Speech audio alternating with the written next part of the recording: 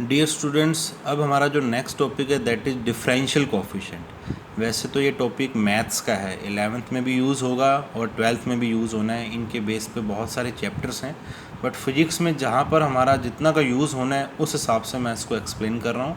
It is defined as the instantaneous rate of change of y with respect to x. It is denoted by d y by D x. तो students, इसमें क्या होता है कि दो variable होते हैं, एक y हो सकता है और एक x हो सकता है। जब हम एक वेरिएबल के विद रिस्पेक्ट टू दूसरे वेरिएबल में चेंज को बताया ना यहाँ पे, rate of change of y with respect to x, तो that is called differential coefficient dy by D x. तो इसमें क्या हो रहा है कि y का चेंज हो रहा है, dy का मतलब change in y with respect to x। The symbol d by D x represents the rate of change with respect to x। तो ये आपने एक बार इसको इतना तक ही समझना है। अभी हम आगे इसके बेस पर टॉपिक करेंगे तो अब आपको ये और अच्छे से समझ में आएगा। फिर हमारा एक टॉपिक आ रहा है इंस्टेंटेनियस स्पीड। ये यहाँ पे इसलिए मेंशन कर रहा है क्योंकि ये वर्ड आया है इंस्टेंटेनियस। इंस्टेंटेनियस होता है पर्टिकुलर उस इंस्टेंट पे, उस टाइम पे। When the speed of an object is variable. Obviously जब हम साइकिलिंग करते हैं, बाइक चलाते हैं, कार चलाते हैं, तो स्पीड हमारी कांस्टेंट नहीं रहती, वो वेरी करती रहती है with respect to time. Then the object possesses different speeds at different instant. यानी कि जब हम चले घर से स्कूल की तरफ तो किसी पॉइंट पे हमारी स्पीड क्या थी, किसी पे कम है, किसी पे ज़्यादा, डिफरेंट होती रहेगी। तो अगर हमने पर्टिकुलर एक इंस्टेंट पे स्पीड देखनी हो तो दैट इज इंस्टेंटेनियस स्पीड। तो उसका एग्जांपल क्या है कि जो हमारी बाइक पे या कार पे स्पीडोमीटर होता है, स्पीडोमीटर कौन सी स्पीड को मेज़र करता है? इंस्टेंटेनियस। तो उसमें देखेंगे वो जो हमारा पॉइंटर होता है वो कंटिन्यूसली कभी 0, कभी 10, 20, अब एकदम से ब्रेक लगाएंगे वो 20 से 10 आ जाता है, 40 से 30 आ जाता है।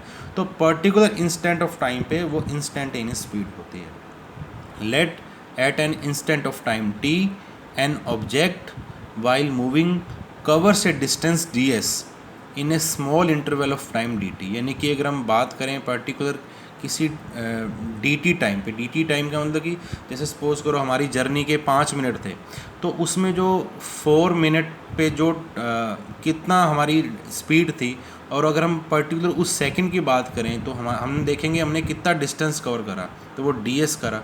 ds क्या होता है? स्मॉलेस्ट पार्ट ऑफ डिस्टेंस है। अगर s होता है तो वो पूरा कंप्लीट डिस्टेंस हो गया। ds क्या हो गया? हमारा small segment of total distance.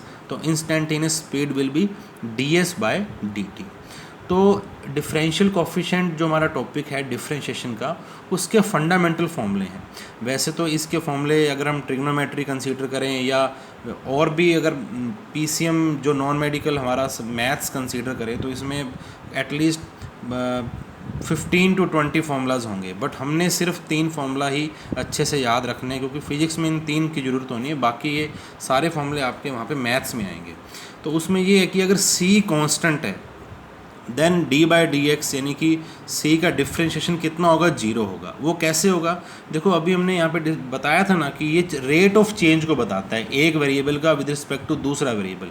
But यहाँ पे देखो c हमारा जब कोई कांस्टेंट है तो उसमें कांस्टेंट में तो कोई चेंज हो ही नहीं रहा, तो कांस्टेंट में चेंज नहीं हो रहा तो उसमें रेट ऑफ चेंज कितना होगा? 0 होगा। लाइक जो चीज़ फिक्स है उसकी वैल्यू हम चेंज नहीं कर सकते, तो उसका डिफ्रेंशिएशन भी 0 होगा। सेकंड हमारा है कि अगर वो कांस्टेंट नंबर x से हम मल्टीप्लाई कर रहे हैं, लाइक x चेंज हो रहा है, y equal to c x, तो dy बाई डी एक्स क्या होगा? y की वैल्यू सी एक्स यहाँ पर पुट कर देंगे, तो D by D X C X. C हमारा कांस्टेंट है वो बाहर आ जाएगा एज इट इज़, और D X by D X cut के क्या आ जाएगा? 1। तो इस तरह से y equal to c x हो तो कोफिशिएंट हमारा डिफ्रेंशिएशन 1 होगा, c होगा, सॉरी। ये जो थर्ड है ये बहुत इंपॉर्टेंट फॉर्मूला है, y इक्वल टू एक्स की पावर n, यानी कि x की पावर स्क्वेयर 2 हो, 3 हो, 4 हो, उसका अगर डिफ्रेंशिएशन करना हो तो क्या होगा? तो देखो y का डिफ्रेंशिएशन यानी कि change of y with respect to x कितना हो जाएगा? dy by D x. और x की पावर n का फॉर्मूला हो जाएगा n x की पावर n-1। ये फॉर्मूला बहुत इंपॉर्टेंट है, इसको आप वीडियो पॉज करके नोट भी कर सकते हैं। अभी इसके बेस पे हम न्यूमेरिकल करेंगे सो दैट कि आपका ये कंसेप्ट बहुत अच्छे से क्लियर हो सके।